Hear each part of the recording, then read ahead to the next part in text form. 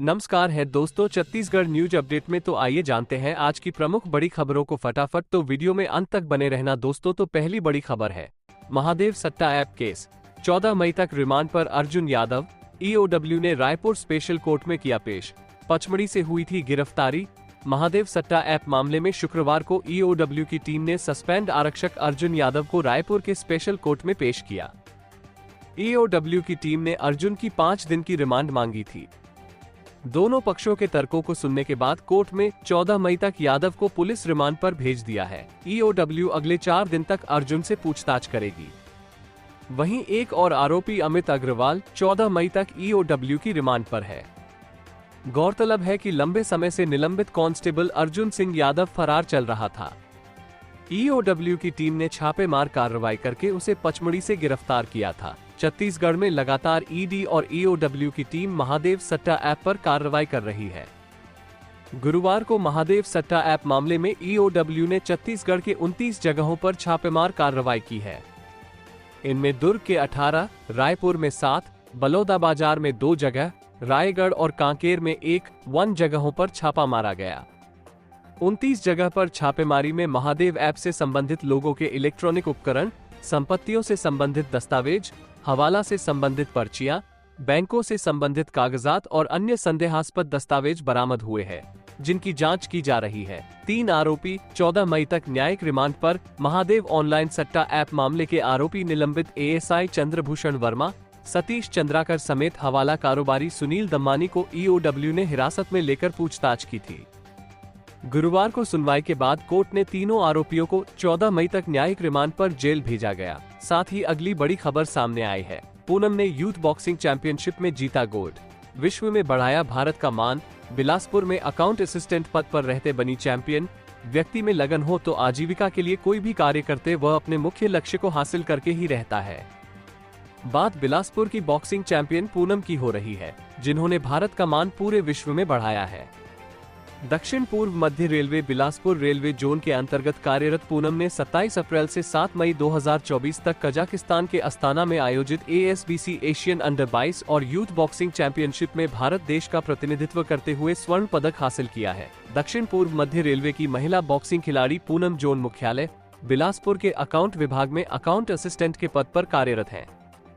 इससे पहले भी पूनम कई बार राष्ट्रीय और अंतर्राष्ट्रीय स्तर की बॉक्सिंग प्रतियोगिताओं में देश और भारतीय रेलवे का परचम लहरा चुकी हैं। दक्षिण पूर्व मध्य रेलवे के द्वारा हमेशा से खेल और खिलाड़ियों को प्रोत्साहन दिया जाता रहा है। चैंपियनशिप जीतने पर जीएम ने दी शुभकामनाएं। रेलवे द्वारा खेल गतिविधियों को प्रोत्साहित करने के कारण ही विभिन्न राष्ट्रीय और अंतर्राष्ट्रीय प्रतियोगिताओं में दक्षिण पूर्व मध्य रेलवे के खिलाड़ी देश एवं भारतीय रेलवे नाम निरंतर रोशन कर रहे हैं। दक्षिण पूर्व मध्य रेलवे की महिला बॉक्सिंग खिलाड़ी पूनम को अंतर्राष्ट्रीय स्तर की बॉक्सिंग प्रतियोगिता में उनके शानदार प्रदर्शन और उपलब्धि पर महाप्रबंधक ने शुभकामनाएं दी है।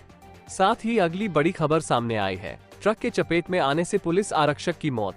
बलौदाबाजार कलेक्टर बंगले में था तैनात, घर से ड्यूटी जा रहा था सिपाही। बलौदाबाजार जिले में ट्रक की टक्कर से पुलिस कांस्टेबल की मौत हो गई। ये हादसा पलारी थाना अंतर्गत कोदवा गोडा मुख्य मार्ग पर सुबह 9 बजे हुई है। नगर सैनिक सिपाही बलौदाबाजार कलेक्टर बंगले पर ड्यूटी करता था।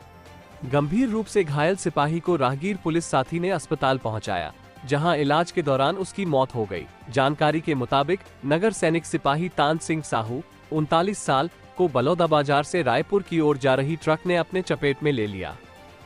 नगर सैनिक सिपाही बाइक से अपने घर खरतोरा से बलौदाबाजार कलेक्टर बंगले पर ड्यूटी करने जा रहा था। घायल सिपाही को रास्ते से गुजर रहा राहगीर पुलिस साथी लक्ष्मी नारायण विश्वकर्मा ने पलारी अस्पताल पहुंचाया, जहां इलाज के दौरान ही सिपाही ने दम तोड़ दिया। हादसे के बाद से घटनास्थल से ट्रक चालक को गिरफ्तार कर लिया गया है और ट्रक को जब्त कर थाने में खड़ी की गई है। पुलिस ने घटना की सूचना पुलिस कांस्टेबल के परिजनों को दी है। इसके बाद आगे की कार्रवाई पूरी की गई। सुबह 9 बजे की घटना की सूचना के बाद भी पुलिस नगर सेना विभाग से कोई अस्पताल नहीं पहुंचा। 8 किलोमीटर दूर अस्पताल में आरक्षक तड़पता रहा, जबकि नगर सैनिक का मुख्यालय अमेरा गांव में है, जो पलारी से महज 8 किलोमीटर दूर है, जहां से अस्पताल पहुंचने में 10 मिनट का समय लगता है।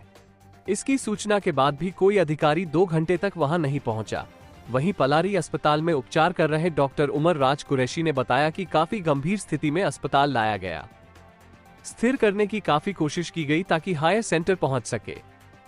जैसे ही रेफर कर रहे थे उसने दम तोड़ दिया। साथ ही अगली बड़ी खबर सामने आई है। 4 लाख दो तभी हम दुल्हन लेकर जाएंगे। सूरजपुर में घरती बारातियों में मारपीट, कई लोगों का फटा सिर, खाली हाथ लौटी बारात। छत्तीसगढ़ के सूरजपुर जिले में घरती और बारातियों के बीच दहेज को लेकर मारपीट हो गई। लड़की पक्ष से लड़के वालों ने 1 लाख रुपए पहले लिए, इसके बाद 4 लाख और मांगने लग गए। उन्होंने कहा कि 4 लाख और दो नहीं तो दुल्हन लेके नहीं जाएंगे। पूरा मामला रामानुजनगर थाना क्षेत्र का है। मिली जानकारी के मुताबिक सूरजपुर के नारायणपुर में अंबिकापुर से बारात आई थी। हर कोई बारात का स्वागत कर रहा था, लेकिन लड़के पक्ष वालों ने इंतजाम को लेकर लड़की पक्ष पर भड़क गए। उन्होंने कहा कि यही इंतजाम कर रखे हो, ना खाने की व्यवस्था है और ना पानी की व्यवस्था की गई। इस दौरान बात इतनी बढ़ी गई कि लड़के और लड़की वालों के बीच मारपीट हो गई। हंगामे के बीच कई लोगों का सिर फटा और कुर्सियां टूटी। शादी वाले घर में भगदड़ मच गई। चारों तरफ से चीख पुकार मची रही। बताया जा रहा है कि लड़की वाले हाथ पैर जोड़ते माफी मांगते नजर आए, लेकिन लड़के वालों ने कहा कि 4 लाख दो तभी हम दुल्हन लेकर जाएंगे, नहीं तो हम वैसे ही चले जाएंगे। लड़की के पिता और चाचा बोलते रहे, हम कहां से देंगे, आप तो हमारी स्थिति जान रहे हैं। बहुत मुश्किल से 1 लाख दिए हैं, अब हम कहां से देंगे। लेकिन बारात ऐसे ही लौट गई। इस दौरान लड़की वालों ने भी बारातियों के खिलाफ मारपीट और दहेज के लिए बारात वापस ले जाने की शिकायत की है। रामानुजंग पुलिस ने जांच के बाद आगे की कार्रवाई करने की बात कह रही है। इसी के साथ ही अगली बड़ी खबर सामने आई है। छत्तीसगढ़ में आंधी बारिश से कई जगह गिरे पेड़। जबलपुर बिलासपुर नेशनल हाईवे रहा जाम, कई वाहन क्षतिग्रस्त, 3 मवेशियों की भी मौत। छत्तीसगढ़ में शुक्रवार को तेज धूप के बाद अचानक दोपहर बाद मौसम ने करवट ली। तेज हवाओं के साथ आंधी चलने लगी और फिर बारिश शुरू हो गई। इसके चलते कई जगह पेड़ गिरने से रास्ता बाधित हो गया। वहीं कई गाड़ियां क्षतिग्रस्त हो गई हैं। गौरेला पेंड्रा मरवाही जिले में आकाशीय बिजली गिरने से 3 मवेशियों की भी मौत हुई है। मौसम विभाग के अनुसार प्रदेश के सरहदी इलाकों में अभी भी 3 सिस्टम बने हुए हैं। इस वजह से अगले 12 मई तक सरगुजा संभाग में अंधड़ और बिजली गिरने के साथ बारिश के आसार बने हुए हैं।